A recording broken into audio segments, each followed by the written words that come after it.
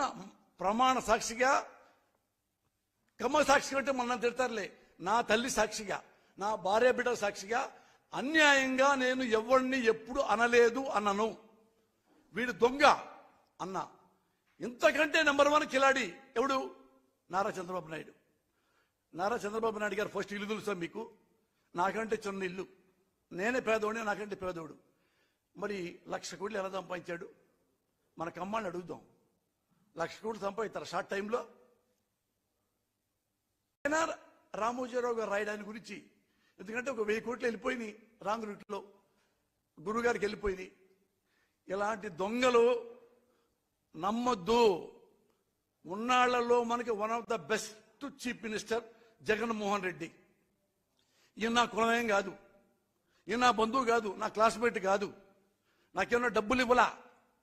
కావాలంటే narco test చేయించుకోవచ్చు, డబ్బులు ఇచ్చి జగన్ గారు అనేస్తున్నాడని చెప్పి.